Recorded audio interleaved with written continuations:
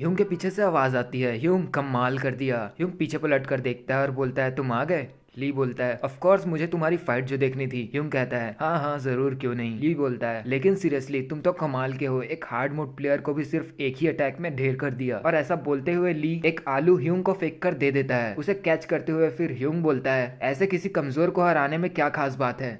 ली कहता है, वो कमजोर नहीं है ह्यूंग, बल्कि तुम ही कुछ ज्यादा ही स्ट्रांग हो। अब ह्यूंग आलू को खाकर बोलता है, मेरा आलू तो पूरा ठंडा हो चुका है, इसीलिए मैं उस सब के बीच में नहीं पड़ना चाहता था। ली अभी भी पूछना चालू करते हुए आगे बोलता है, लेकिन सच में तुम्हें वो मल्टीप्लिकेशन पावर कैसे मिली, और अल्टीमेट जजमेंट, इग्नोर डिफेंस, मुझे तो यकीन ही नहीं होता कि ये सब पावर्स होती भी है। और कौन सा चीटिंग करने जैसा पावर है जो फर्स्ट अटैक को नलिफाई कर देता है, और फिर कई पावर्स है जो सिर्फ तुम्हारे ही पास है ह्यूंग, ये सब तुम्हें कैसे मिली, वो पूछता है। फिर ह्यूंग सिंपली रिप्लाई करता है, हार्ड वर्क से। उन्हें फिर से कोई शोर सुनाई देता है और वो उस तरफ देखते हैं एंड ली बोलता है, लोग कर लो बात, लगता है कोई और प्लेयर आ गया, आज तो काफी लोग आ रहे हैं। ह्यूंग वहां देखते हुए कहता है, ऐसा लगता तो नहीं है। वहां से एक बहुत ही सुंदर और लंबे बालों वाली लड़की चलते हुए आ रही थी। ह्यूंग बोलता है, लगता है ली तायोन वापस आ गई।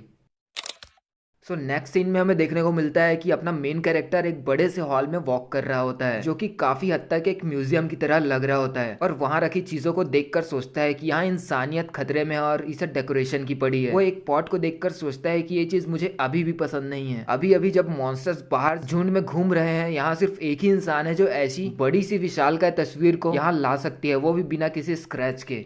वो अकेली इंसान है जिसने सोलो मोड क्लियर किया। ह्यूंग अब ली तायोन की तरफ देखकर बोलता है, जस्ट तुम्हारे जैसी औरत वर्ल्ड की सबसे ताकतवर इंसान क्यों है ली तायोन। ली रिप्लाई करती है कि किसी एक चीज में अड़े रहना घातक साबित हो सकता है हमारी जैसी सिचुएशन में। तुम कोई हॉबी क्यों नहीं ट्राई करते जैसे मैंने किया। ह्यूंग उससे पूछता है कि आखिर मुझे बताओ कि हमारे पास कब वो वक्त आएगा जब हम एक्चुअली में इस बारे में बात कर पाएंगे, और तुमने मुझे यहाँ क्यों बुलाया। ली तायोन उससे पूछती है, मैंने सुना तुमने एक हार्ड मोड प्लेयर को सबक सिखाया। एक इजी मोड प्लेयर एक हार्ड मोड प्लेयर को सुना रहा है, मैं जितने बार भी सुनूं ये अजीब ही लगता है। इस वक्त ली तायोन अपनी स्टेटस चेक कर रही होती है, जिसमें ली तायोन के level, HP, MP, strength, intelligence, ability, attack, defence and current condition की डिटेल्स होती है। ली तायोन की बातें सुन के ह्यूंग बोलता है, क्यों तुम डिंगे मार रही हो। ली तायोन बोलती है, मैं तो बस कुछ चेक कर रही हूँ, तुम भी मुझे अपनी स्टेटस वीडियो दिखाओ। फिर ह्यूंग स्टेटस वीडियो ओपन करते हुए बोलता है, हाँ तो तुम डिंगे ही मार रही हो, तुम्हें इजी मोड प्लेयर से क्या दिक्कत है। अब ली तायोन ह्यूंग की स्टेटस वीडियो देखते हुए बोलती है, जैसे वो उसे चिढ़ा रही हो, ये तो बहुत ही कमजोर है, बिल्कुल जैसा मैंने सोचा था। फिर ह्यूंग कहता है, तुम मुझसे लड़ना चाहती हो, जिसका ली तायोन रिप्लाई करती है, मैं तो बस चेक कर रही हूँ जैसा मैंने पहले ही कहा, फिर भी ये स्टेटस एक इजी मोड प्लेयर के हिसाब से काफी अच्छे हैं। भूल भुलैया 4 डिफिकल्टीज में बटा है, जैसे ही एक प्लेयर भूल भुलैया पार करता है उसकी ग्रोथ आधी कर दी जाती है, जिससे बहुत तगड़ा डिफरेंस हो जाता है पावर में डिफरेंट डिफिकल्टी लेवल्स के बीच। एक हार्ड मोड प्लेयर की स्ट्रेंथ इजिली ताइसन की स्ट्रेंथ से 10 गुना ज्यादा होगी, लेकिन फिर भी उनमें से कोई भी उसका एक पंच भी नहीं झेल पाता, और उसकी वजह है वो स्किल्स जो ताइसन के पास हैं। अब ली ताइसन एक पर्पल कलर की ग्लो करते हुए पेन जैसी चीज सामने करते हुए बोलती है, जैसे हो वैसे ही रहना। ऑगमेंट एक्टिवेटेड,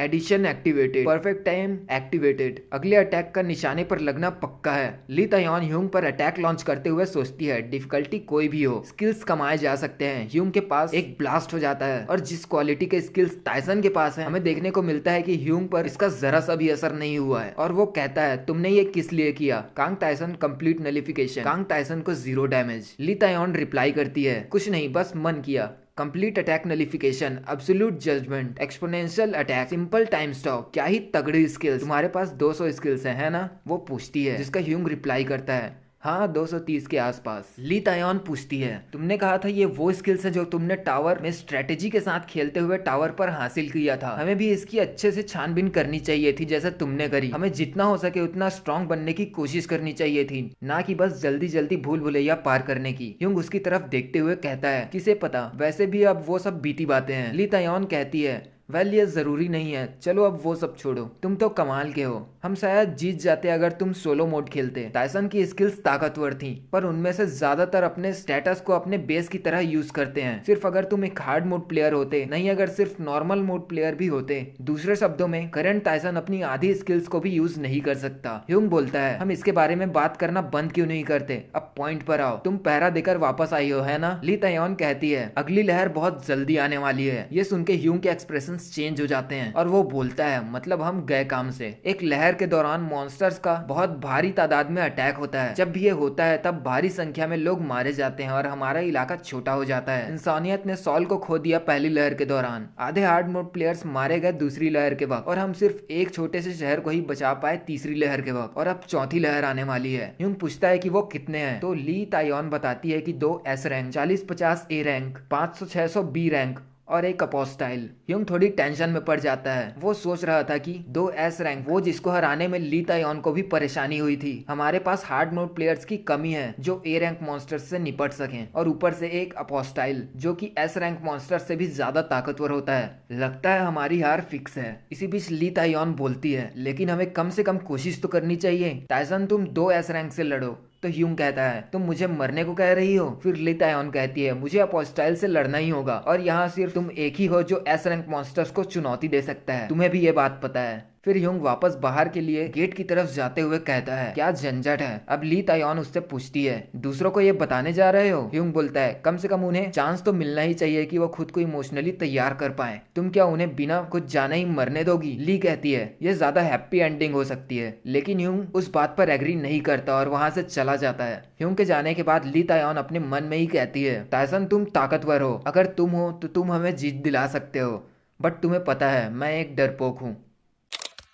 अगले सीन में हमें देखने को मिलता है कि लोग परेशान हैं, रो रहे हैं। ग्वेन गेट वॉल के ऊपर बैठा हुआ होता है और उसके साथ ही ह्यूंग भी खड़ा रहता है। ग्वेन कहता है, यार मुझे पता था ये दिन आएगा, लेकिन फिर भी ये बिल्कुल खराब लगता है। ह्यूंग उसे पूछता है कि वो कैसा है। ग्वेन बताता है कि उसने ये एक्सेप्ट कर लिया है, जो भी चीजें हुई हमने कैसे भी करके काफी लंबे टाइम तक सर्वाइव कर लिया, ऐसी इम्पॉसिबल सिचुएशन में भी। इतनी लंबी जिंदगी को मैं तो एक ब्लेसिंग ही कहूंगा। तभी ह्यूंग बोलता है, ब्लेसिंग मेरा लर्न, तुम मरने वाले हो। अब वो नीचे उसी लड़के की तरफ देख रहा होता है जिसे कुछ टाइम पहले ही धूल चटाई थी। वो भी बाकियों की तरह परेशान होता है और ह्यूंग बोलता है, बेचारा लड़का। अब जब इसके बारे में मैं सोचता हूँ। ग्वेन भी उसकी तरफ देखकर बोलता है, सही बात है, इसने न जाने कितनी परेशानियों और दुख का सामना किया होगा भूल भुलैया पार करने के लिए। अब वो भी किस लिए? ताकि इसे पता चल सके कि तुम्हें अपनी मौत का इंतजार करना होगा, वो भी सेम उसी दिन जब तुम्हें असली दुनिया को देखने का मौका मिला। क्या ही खराब किस्मत है। वो ह्यूंग से पूछता है कि उसे कैसा लग रहा है। सच कहूँ तो मुझे लगा था तुम्हें यहाँ सबसे ज्यादा गुस्सा आएगा। इंसानियत शायद अभी भी जिंदा होती अगर तुमने जितना किया उसका आधा भी हमने किया होता। उनकी बातों के बीच आसमान में बादल एक अजीब से शेप ले लेते हैं और बिजली चमकने लगती है। ठीक है, मेरा दिमाग बहुत खराब हो रहा है कि मैं मरने वाला हूँ। अब खुश। हवा के बीच से ही एक दूसरी दुनिया का पोर्टल खुल जाता है जिसमें से मॉन्स्टर्स बाहर आने लगते हैं, बहुत सारे मॉन्स्टर्स। ग्वेन उसी तरफ देख रहा होता है और बोलता है, तो तुम क्या कह रहे थे? तुम किससे लड़ने वाले हो? ह्यूंग कहता है, 2 एस रैंक मॉन्स्टर्स। ग्वेन कहता है, ठीक है, फिर आफ्टर लाइफ में मिलते हैं। वैसे भी तुम वहां पहले जाने वाले हो, तो क्या तुम मेरा थोड़ा वेट कर सकते हो? फिर ह्यूंग कहता है, हाँ जरूर, क्यों नहीं। और ऐसा बोलते हुए वो वॉल से जंप कर देता है। Large leap activated, complete surveillance activated. ह्यूंग अपने सामने स्क्रीन में ट्रैकर से एस रैंक्स को ढूंढ रहा होता है और फाइनली जब वो मिलते हैं, ह्यूंग नीचे सीधा उनके बीच कूद जाता है और मॉन्स्टर से बोलता है, स्वागत नहीं करोगे मेरा? मानसिक संतुलन की जांच हो रही है, डर की जांच हो रही है, तुरंत मौत की जांच हो रही है, सभी जांच पूरे हुए। तुमने आयरन व्हील सहन कर लिया है, तुम्हारा मानसिक संतुलन कभी नहीं डगमगाएगा। तुम्हारे शरीर ने एक बहुत ही सॉलिड फिजिक डेवलप कर लिया। मरो सालो।